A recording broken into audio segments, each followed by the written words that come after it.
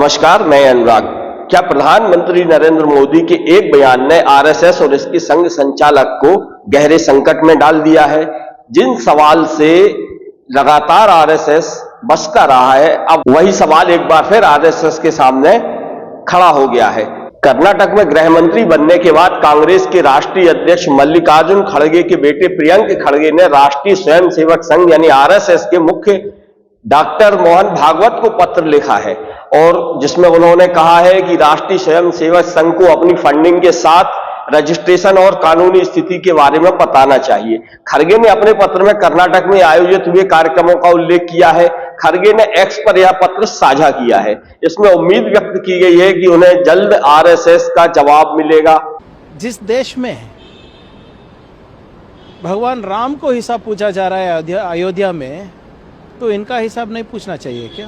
भी सरकार मांग रही है। मोहन भागवत जी ने खुद बोला है कि उनका इकोनॉमिक यूनिट रहता है और वो इकोनॉमिक यूनिट ऑडिट होता है और जब भी सरकार मांगेगी हम देंगे। तो अभी सरकार मांग रही है। प्रियंक खड़गे ने कहा है कि आम नागरिकों, मजदूर, एनजीओ, ट्रस्ट और कंपनियों से रजिस्ट्रेशन कराने, जानकारी देने और कानून का पालन करने की उम्मीद की जाती है। तो आरएसएस को इस सब से छूट क्यों मिलना चाहिए? ऐसा नहीं है कि आरएसएस को लेकर कोई पहली बार सवाल उठाया गया हो। पहले भी इस तरह के सवाल आरएसएस को लेकर उठते रहे हैं। यह बात अलग है कि इतनी गंभीरता से किसी प्रदेश की सरकार और सरकार के गृह मंत्री ने इस मामले को पकड़ा है। इससे पहले मध्य प्रदेश के पूर्व मुख्यमंत्री और कांग्रेस सांसद रहे दिग्विजय सिंह अनेकों मौकों पर मजबूती से आरएसएस के मामले को उठाते रहे हैं। उन्होंने भी कमोबेश यही मुद्दे पहले भी उठाए थे, लेकिन उनके मामले को गंभीरता से नहीं लिया गया था। लेकिन इस बार कर्नाटक के गृह मंत्री प्रियंक खड़गे ने आरएसएस की सबसे दुखती नब्ज पर हाथ रख दिया है। लोग भी अब कहने लगे हैं कि पहली बार किसी नेता ने अब सही मुद्दा पकड़ा है। कर्नाटक के गृह मंत्री प्रियंक खड़गे और राष्ट्रीय स्वयंसेवक संघ के मुखिया मोहन भागवत के बीच छिड़े चिट्ठी युद्ध ने नागपुर से लेकर दिल्ली तक के सत्ता के गलियारों को हिलाकर रख दिया है। जब खड़गे ने संघ का हिसाब किताब मांगा तो मोहन भागवत ने इसे शुद्ध राजनीति कहकर जवाब देने से ही साफ इनकार कर दिया। भागवत ने कर्नाटक के गृह मंत्री प्रियंक खड़गे द्वारा संघ के पंजीकृत होने की मांग उठाए जाने को ही खारिज कर दिया है। उन्होंने कहा है कि यह पॉलिटिक्स है, सरकार जानती है संघ क्या है। उन्होंने केरल में एक कार्यक्रम में यह भी कहा कि हिंदू धर्म भी रजिस्टर्ड नहीं है। त्रिशूर में मोहन भागवत ने कांग्रेस की इस मांग पर कि आरएसएस को एक संगठन के तौर पर रजिस्टर्ड होना चाहिए, इस पर कहा कि यह कदम राजनैतिक है। इसका मकसद लोगों के मन में एक शक पैदा करना है। भागवत ने कहा कि कई चीजें रजिस्टर्ड नहीं है, यहां तक कि हिंदू धर्म भी रजिस्टर्ड नहीं है। उन्होंने कहा कि जिन्हें सरकार से फंड चाहिए होता है वह रजिस्टर्ड होते हैं। अब संघ पंजीकृत क्यों नहीं है? क्योंकि जब संघ शुरू हुआ तो स्वतंत्र भारत की सरकार नहीं थी, 1925 की बात है। तो चला और चल पड़ा, स्वतंत्रता के बाद भी चलता पड़ा। स्वतंत्रता के बाद पे कानूनों में हर एक संस्था ने रजिस्ट्रेशन करना चाहिए, ऐसा कानून नहीं है। और कानूनन संघ को एक स्टेटस है, बॉडी ऑफ इंडिविजुअल, उसके तहत हम चल रहे हैं। उस बॉडी ऑफ इंडिविजुअल्स को उस स्टेटस के आधार पर कानूनन हमको टैक्स नहीं है, इसलिए हिसाब किताब हमारा मांगती नहीं है सरकार। लेकिन हमको हमारी साख को जतन करना है, एक एक पाई का हिसाब हम रखते हैं, प्रतिवर्ष हम ऑडिट करते हैं। ऑडिट के नियमों के अनुसार हमारा प्रत्येक इकोनॉमिक यूनिट का ऑडिट प्रतिवर्ष नियमित होता है, इसमें कोई नरमी हम बरतते नहीं है। और अगर सरकार कभी मांगेगी लाओ हिसाब, तो हमारा हिसाब तैयार है। अब अगर आपको एक छोटी सी परचून की दुकान खोलनी हो, एक छोटी सी संस्था बनानी हो या बैंक से कोई छोटा सा लोन भी लेना हो, तो सरकार आपसे पैन कार्ड, आधार, जीएसटी नंबर और उद्यम सर्टिफिकेट मांग मांग कर आपकी चप्पलें घिसा देती है। भागवत ने दलील दी, क्या हम कुछ छिपकर कर रहे हैं? हम संघ के नाम पर जो कर रहे हैं खुलेआम कर रहे हैं। खड़गे ने बस इसी बात को पकड़ लिया और पलटकर पूछा, भागवत साहब मैं भी तो यही पूछ रहा हूं, अगर सब कुछ खुलेआम हो रहा है तो असल में यह संघ है क्या? इसके पीछे कौन लोग हैं? इसकी कानूनी स्थिति क्या है और इसकी फंडिंग का सोर्स क्या है? इसका आय व्यय कहां है? और सबसे बड़ी बात, इस संगठन की देश के संविधान के प्रति जवाबदेही क्या है? आपका पैसा कहां से आता है? दान दक्षिणा में भारी भरकम राशि एकत्रित होने के बावजूद कोई ट्रांसपेरेंसी नहीं होने के कारण ही इसके क्रियाकलापों पर सवाल उठते हैं। Mr Mohan Bhagwat has not reply to this letter. उनका जो उत्तर था त्रिशूर में था जून 13 को, और मेरा letter of course it is on 13 June but release yesterday, dispatch yesterday on June 15। Their argument is कि 1960 में हमने ये दे दिया है भारत के साथ अपना जो उनका पार्टी आरएसएस का कॉन्स्टिट्यूशन है वो सबमिटेड है भारत सरकार के साथ, 100 साल से वो काम कर रहे हैं और उनको कोई गवर्नमेंट से डोनेशन नहीं मिलता, इसलिए उन्हें रजिस्ट्रेशन की अच्छा भाई, गवर्नमेंट से साथ कोई नाता नहीं है उनका, ना गवर्नमेंट से कुछ डोनेशन लेते हैं। सिक्योरिटी किसका लेते हैं? Advance security licence, correct. वो जो ASL बताते हैं सिक्योरिटी का, वो किनको देते हैं हिंदुस्तान में? गृह मंत्री को, minister of external affairs, defence minister को। मोहन भागवत जी को कौन देता है? और वो किसके पैसे से देते हैं? टैक्स पेयर्स मनी ना।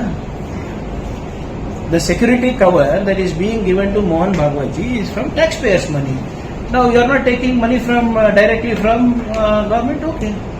So if taxpayers' money is going to your security detail, your travel, somebody needs to explain. Let government explain. क्या आप कह रहे हैं कि हटा देना चाहिए, सिक्योरिटी कवर नहीं होना चाहिए उनको? क्या आप ऐसे That ही is बात not. करेंगे? See, if the threat assessment is not done by me, it's done by central government. अगर उनको लगता है तो रहने आए तो रहने दीजिए, बट मैं पूछ रहा हूँ कि उतना क्या थ्रेट है? अगर मुझे केंद्र सरकार से I am getting one benefit, you are a taxpayer, no? You should know why your money is being spent. और ये क्या नाटक है? 100 साल से कोई नहीं पूछा, अभी नहीं पूछ रहे तो और 100 साल ऐसे ही चलेगा क्या? और सर अब ये आरोप लगा रहे हैं कि आप लोग पब्लिक में कंफ्यूजन पैदा करने की कोशिश कर रहे हैं। No, I am not creating public में कंफ्यूजन पे। ये इनका लेटर है, ये इनका रिपोर्ट है। कौन सा है? अखिल भारतीय प्रतिनिधि सभा। उनका कहना है कि हम कर्नाटका में 20 लाख लोग जमा करते हैं, 20 लाख लोग जमा करते हैं, और मैं कर्नाटका का गृह मंत्री हूं। Law and order is my forte, right, my responsibility, मेरी जिम्मेदारी है। तो मैं पूछ रहा हूं कि अगर आप 20 लाख लोग जमा कर रहे हैं तो कैसे कर रहे हैं, किसके नाम पे कर रहे हैं, और ये जमा होने के लिए पैसे कहां से आ रहे हैं? वो मेरा कर्तव्य है ना। अभी उनको उत्तर देने दीजिए। दिल्ली का केशव कुंज हेडक्वार्टर, जिसके प्रोजेक्ट की कीमत ही करीब 150 करोड़ रुपए बताई गई है, जबकि इतने बड़े इंफ्रास्ट्रक्चर का फंडिंग सोर्स आज भी अज्ञात है। यही तो लोग पूछ रहे हैं कि अनरजिस्टर्ड बॉडी कैसे इतना बड़ा खर्च करती है। कोई सेंट्रल बैंक अकाउंट नहीं, हजारों लोकल यूनिट्स अलग अलग मैनेज करती हैं। इससे फंड मिसयूज या मनी लॉन्ड्रिंग का भी संदेह होता है। आरएसएस चीफ मोहन भागवत ने दावा किया था कि संगठन को औपचारिक पंजीकरण की आवश्यकता नहीं है। किस नियम में नहीं है यह उन्होंने नहीं बताया।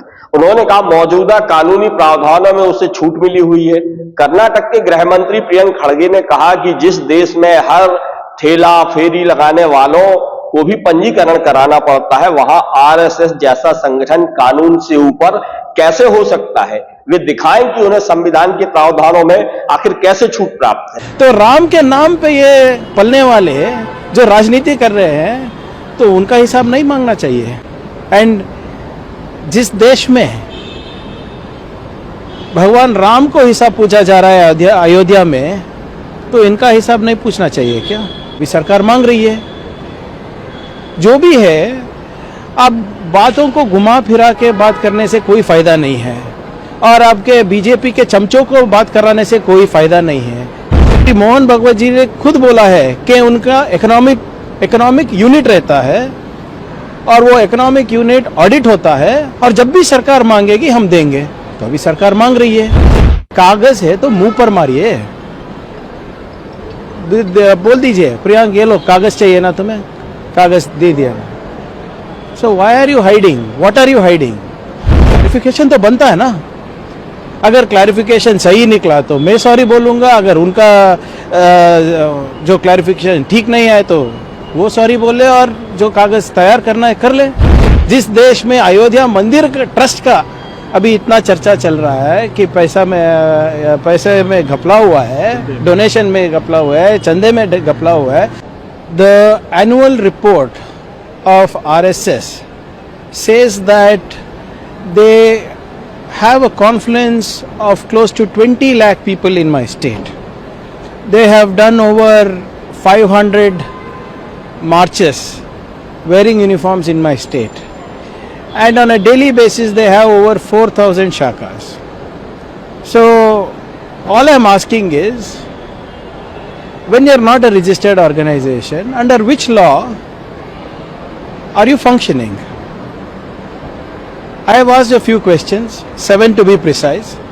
That includes on their registration, that includes on their organizational structure, on their funding structure, donation structure, and who are the office bearers.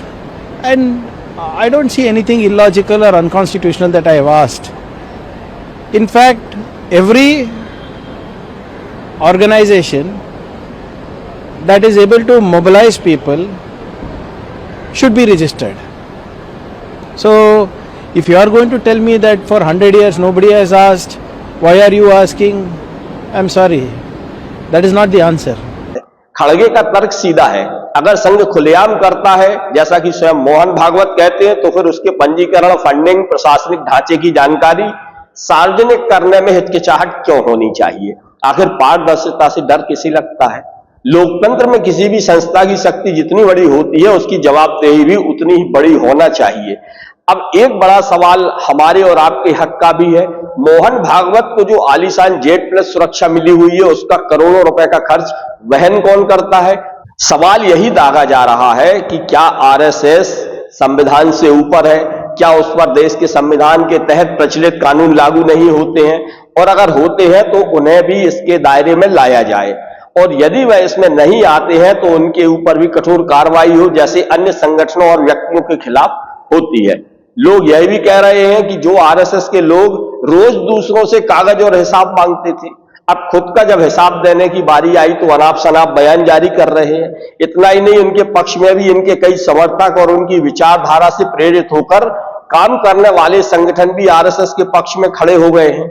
आम नागरिकों से अक्सर चौराहों पर, बयानों में और सियासत के गलियारों में कागज मांगा जाता है, उनकी नागरिकता, उनके वजूद का सबूत मांगा जाता है। लेकिन आज पासा पलट चुका है, आज कहानी उल्टी हो चुकी है। जो कल तक दूसरों से कागज मांग रहे थे, आज जब खुद उनसे कागज और रजिस्ट्रेशन दिखाने को कहा गया है तो वे बेतुकी दलीलें देकर मैदान छोड़कर भागने लगे हैं।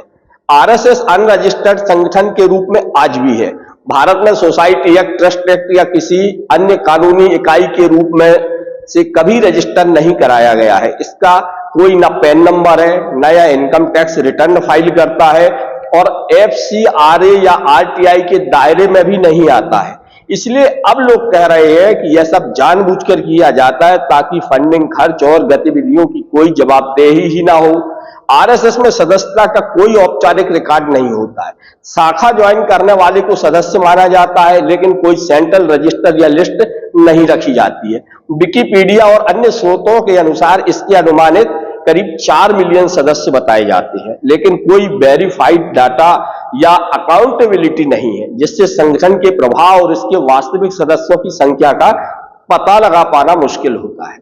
वित्तीय अपारदर्शिता का आलम यह है कि लेन देन का कोई हिसाब नहीं रखा जाता है। संगठन का फंडिंग का स्रोत क्या है और इसे खर्च किस तरह से किया जाता है, इसका कोई रिकॉर्ड आरएसएस में नहीं रखा जाता है। पिछले साल जब मोहन भागवत से एक कार्यक्रम में पूछा गया था कि भारतीय नेताओं को 75 साल की उम्र में रिटायर हो जाना चाहिए, पद छोड़ देना चाहिए, तो भागवत ने कहा था कि जब आप 75 साल के हो जाते हैं और कोई आपको साल उड़ाता है तो आपको रिटायर हो जाना चाहिए। बाद में संघ प्रमुख ने इस बात को मजाकिया लहजे में भी टाल दिया था। 2024 में बीजेपी अध्यक्ष जेपी नड्डा ने एक इंटरव्यू के दौरान कहा था कि भाजपा को अब आरएसएस पर निर्भर रहने की जरूरत नहीं है। भाजपा अध्यक्ष के इस बयान ने आरएसएस के कान खड़े कर दिए थे। जैसे जैसे प्रधानमंत्री मोदी के 75 वर्ष पूरे कर लेने की तारीख नजदीक आ रही थी और जिस तरह से संघ का रुख दिखाई दे रहा था, उससे साफ था कि बहुत संभव है कि संघ मोदी को पद छोड़ने के लिए और नया नेतृत्व तैयार करने की सलाह या निर्देश दे सकता है। किंतु इसके पहले ही संघ इस मामले को रख पाता और किसी तरह का दबाव बना पाता, उससे पहले ही प्रधानमंत्री मोदी ने 15 अगस्त को स्वतंत्रता दिवस के अवसर पर अपने भाषण में आरएसएस को एक तरह का एनजीओ बता दिया। किस तरह का एनजीओ है ये, क्या इसके कार्य हैं और स्वतंत्रता आंदोलन में उसकी क्या भूमिका थी, यह बताना मोदी भूल गए कि लाल किले से आरएसएस की एनजीओ के रूप में जबरदस्त तारीफ करके मोदी ने दो तरफा निशाना भी साध लिया था। एक तो अब आरएसएस को एनजीओ बताए जाने के बाद अब विपक्षी दल और अन्य संगठन आरएसएस के पीछे इस बात के लिए लग गए कि आरएसएस का किस नियम के तहत रजिस्ट्रेशन हुआ है और इसका यूनिक नंबर क्या है। आज मैं बहुत गर्व के साथ एक बात का जिक्र करना चाहता हूं। आज से 100 साल पहले एक संगठन का जन्म हुआ, राष्ट्रीय स्वयंसेवक संघ। 100 साल की राष्ट्र की सेवा एक बहुत ही गौरवपूर्ण स्वर्णिम पृष्ठ है। व्यक्ति निर्माण से राष्ट्र निर्माण के संकल्प को लेकर के 100 साल तक मां भारती का कल्याण का लक्ष्य लेकर के लक्षावधि स्वयंसेवकों ने मातृभूमि के कल्याण के लिए अपना जीवन समर्पित किया है। सेवा, समर्पण, संगठन और अप्रतिम अनुशासन, ये जिसकी पहचान रही है, ऐसा राष्ट्रीय स्वयंसेवक संघ दुनिया का ये सबसे बड़ा एनजीओ है। एक प्रकार से 100 साल का उसका समर्पण का इतिहास है। आज लाल किले की प्राचीर से 100 साल की इस राष्ट्र सेवा की यात्रा में योगदान करने वाले सभी स्वयंसेवकों को आदरपूर्वक स्मरण करता हूं और देश गर्व करता है राष्ट्रीय स्वयंसेवक संघ की इस 100 साल की भव्य समर्पित यात्रा को, और हमें प्रेरणा देता रहेगा। वहीं अब किसी भी तरफ से कोई दबाव प्रधानमंत्री मोदी को पद छोड़ने के लिए आएगा, इसकी संभावना भी अब कम से कम समाप्त हो चुकी है। प्रधानमंत्री द्वारा अपने भाषण में एनजीओ बताए जाने और जमकर तारीफ करने के बाद भी आरएसएस की तरफ से ना तो प्रधानमंत्री के इस वक्तव्य का स्वागत किया गया और ना ही इस पर कोई प्रतिक्रिया दी गई। इससे यह तय नहीं किया जा सकता कि आरएसएस प्रधानमंत्री मोदी के बयान से खुश है या नाराज है। प्रधानमंत्री मोदी ने अपने भाषण में आरएसएस के 100 सालों के इतिहास का तो जिक्र कर दिया था, किंतु आरएसएस की एक भी उपलब्धि को वे मंच से नहीं गिना पाए। भाजपा ने जब 75 साल के फार्मूले को तैयार किया था और इसका प्रचार कर संगठन को पारदर्शी बताने की जो तैयारी की गई थी, उस समय तक प्रधानमंत्री मोदी को इस बात का यकीन था कि संगठन और सत्ता में ऐसा कोई नहीं है जो उनको चुनौती दे सके, और यह सही भी था।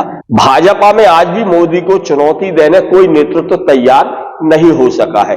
भले प्रधानमंत्री मोदी ने और ना ही गृह मंत्री अमित शाह ने इस मामले में कुछ भी साफ साफ कहा, इसके बावजूद यह साफ हो गया था कि संघ पर मोदी भारी पड़े हैं और इसके चलते ही अब आरएसएस को अपनी रणनीति बदलनी पड़ी है। मोदी की तरह ही खुद आरएसएस चीफ मोहन भागवत ने भी स्पष्ट कर दिया था कि वे भी ना तो अपना पद छोड़ेंगे और ना ही किसी हालत में रिटायरमेंट लेंगे। राष्ट्रीय स्वयंसेवक संघ के 100 वर्ष पूरे होने के उपलक्ष्य में आयोजित 3 दिवसीय कार्यक्रम के अंतिम दिन संघ प्रमुख मोहन भागवत ने कई अहम सवालों का जवाब दिया था। इस दौरान उनसे 75 साल में रिटायरमेंट को लेकर भी सवाल किया गया था। इस पर भागवत ने कहा था कि मैंने कभी किसी को नहीं कहा कि 75 साल में रिटायर हो जाना चाहिए, और ना मैं रिटायर हो रहा हूं, ना किसी को रिटायर होने के लिए कह रहा हूं। प्रधानमंत्री नरेंद्र मोदी को लेकर जो कयास पिछले कुछ समय से लगाए जा रहे थे, वे एक झटके में ही मोहन भागवत ने उनसे पल्ला झाड़ लिया था। भागवत ने कहा, संघ और भारतीय जनता पार्टी में 75 वर्ष की उम्र में रिटायर हो जाने का कोई नियम नहीं है, आगे भी नहीं रहेगा। वर्तमान स्थिति में यह नियम अप्रासंगिक हो गया है। मोहन भागवत ने कहा था कि वह 80 साल की उम्र तक सक्रिय रहेंगे और शाखा लगाते रहेंगे। भाजपा ने जब यह नियम बनाया था कि 75 साल की उम्र में पार्टी नेताओं को आराम देंगे और इसकी कड़ी में वरिष्ठ नेता लाल कृष्ण आडवाणी, मुरली मनोहर जोशी जैसे कई नेताओं को राजनीतिक हाशिए पर धकेल दिया गया था। आरएसएस ने इस कदम का स्वागत किया था, लेकिन अब जब 75 साल के होने के बाद भी खुद प्रधानमंत्री नरेंद्र मोदी पद नहीं छोड़ रहे हैं और ना ही उनसे पार्टी संगठन और ना ही आरएसएस उन पर पद छोड़ने के लिए दबाव बना पा रहा है, तो पार्टी में यह जरूर अंदर खाने में बात चलने लगी है कि क्या सिर्फ लाल कृष्ण आडवाणी और मुरली मनोहर जोशी जैसे नेताओं को राजनीतिक रूप से हाशिए पर धकेलने के लिए ही यह नियम बनाया गया था। ऐसी स्थिति में संघ भी सीधे टकराहट की मुद्रा में आएगा, ऐसा दिखता नहीं है। संघ हमेशा अपने आप को वैचारिक और सांस्कृतिक संगठन बताता रहा है। वह सीधे किसी काम की जिम्मेदारी भी नहीं लेता है। जिस तरह से उन्होंने पत्रकारों के सवाल के जवाब दिए हैं, उससे स्पष्ट हो जाना चाहिए कि संघ वैचारिक दृष्टि से आनुवांशिक संगठनों के माध्यम से सारे क्रियाकलाप करता है, लेकिन प्रत्यक्ष रूप से अपने आप को ना तो राजनीतिक संगठन भाजपा से जोड़कर रखता है, ना ही आनुवांशिक संगठनों से अपने आप को जोड़कर रखना चाहता है। संघ के 100 वर्ष पूर्ण होने पर संघ प्रमुख मोहन भागवत ने कहा था कि कोई भी आनुवांशिक संगठन संघ के अधीन नहीं, सारे आनुवांशिक संगठन स्वतंत्र हैं। भारतीय जनता पार्टी सहित संघ के सभी आनुवांशिक संगठन संघ से सलाह जरूर लेते हैं, करते वही है जो वह उन्हें करना है। उनकी कार्यप्रणाली में संघ का कोई दबाव नहीं होता है, ना ही आनुवांशिक संगठन संघ के अधीन है। यह कहते हुए आरएसएस ने आनुवांशिक संगठनों की कार्यप्रणाली से अपने आप को एक तरह से अलग बताने की कोशिश की है, लेकिन काम सारे संघ वही करता है जिससे भाजपा को चुनाव में फायदा पहुंचे। आखिर यह किस तरह का एनजीओ है जो सिर्फ चुनाव के समय भाजपा को जिताने के लिए सक्रिय होता है और उसके पक्ष में हवा बनाता है? आपने कभी सुना है इस तरह की खबरों का भाजपा या आरएसएस ने खुलकर विरोध किया हो या किसी तरह का अपना मीडिया में पक्ष रखा हो? इससे साफ है कि यह सब कुछ अंदर खाने में सहमति से ही चलता है। देश का यह अकेला एनजीओ है जिसके मुखिया को उच्च श्रेणी की सुरक्षा प्राप्त है। क्या आपने देश में देखा है ऐसा कोई एनजीओ जिसे आप जानते हो कि जिसके प्रमुख को इस तरह की सुरक्षा मिलती हो या उसे किसी तरह का सरकार का संरक्षण मिलता हो? खड़गे के बाद अब राज्यसभा सांसद पवन खेड़ा ने भी आरएसएस और उनके चीफ मोहन भागवत के खिलाफ मोर्चा खोल दिया है। अपने एक्स अकाउंट पर वीडियो जारी कर कागज दिखाने के खड़गे के बयान का खेड़ा ने खुला समर्थन किया है। Friends, it is said that you scratch a skin of a Sanghi and beneath the surface immediately you'll find a horrible, casteist, communal monster. जरा सा आप एक संघी के ऊपर से पर्दा हटाइए, उसको प्रवोक कर लीजिए, उससे सवाल पूछ लीजिए, उसके अंदर का जहरीला जातिवादी सांप्रदायिक चेहरा आपके सामने हो जाएगा, बेनकाब हो जाएगा। यही हुआ अभी हमारे साथी प्रियंक खरगे जी के साथ। उन्होंने एक वाजिब सा सवाल पूछा कि साहब आरएसएस पंजीकृत क्यों नहीं कराता अपने आप को? Why doesn't the RSS get itself registered? तुरंत एक ऑनलाइन ट्रोल पूरी आर्मी उनके पीछे लग गई। फिर संजय मोहन भागवत जी आते हैं और कहते हैं कि साहब हिंदू धर्म ही पंजीकृत नहीं है तो संघ क्यों पंजीकृत हो? आज उनके एक सांसद संजय जिगाजिनागी कर्नाटका से भारतीय जनता पार्टी के सांसद आते हैं और कहते हैं कि दलितों को संघ की चिंता क्यों हो गई। प्रियंक खरगे जी पर वार करते हुए कह रहे हैं, संजय जी बड़े ईमानदार आदमी हैं आप, क्योंकि नागपुर से तो बड़े ऊंचे ऊंचे खोखले नारे निकलते हैं कि एक कुआं, एक मंदिर, एक शमशान। असलियत में संघ दलितों के बारे में ये सोचता है। एक पढ़ा लिखा दलित सर ऊंचा करके संघ से सवाल कैसे पूछ सकता है? ये है आपकी असलियत। और एक और बात बताइए, दलितों को संघ की कोई चिंता नहीं है, दलितों को इस देश की चिंता है, हम सबको इस देश की चिंता है। संघ को छोड़ के सबको इस देश की चिंता है, इसलिए आपको संविधान के दायरे में लाना चाहते हैं, इसलिए आपसे सवाल पूछे जा रहे हैं। और फिर ये संजय जी कहते हैं आगे कि जो भी संघ से टकराता है, संघ से सवाल पूछता है, संघ से द्वंद्व करता है, लड़ता है, वो खत्म हो जाता है। धमकी दे रहे हो क्या संजय जी? मोहन भागवत जी, क्या ये आपका आदमी प्रियंक खरगे जी को, हम सबको धमकी दे रहा है? क्या 1948 में महात्मा गांधी इसीलिए खत्म कर दिए गए? क्या इसीलिए ये कांग्रेस मुक्त भारत के नारे लगाते हैं आप लोग? संघ और संविधान का संघर्ष आज का नहीं है, दशकों से चल रहा। बाबा साहब आंबेडकर के, नेहरू जी के पुतले आप लोगों ने फूंके थे। संघ भले ही 100 साल पुरानी संस्था है, लेकिन संघ का विचार और भारत की आत्मा, भारत की विचार, इनका भी संघर्ष शतकों से चल रहा है, हजारों साल पुराना संघर्ष है। हर बार भारत की आत्मा जीतती है, हर बार संविधान जीतता है।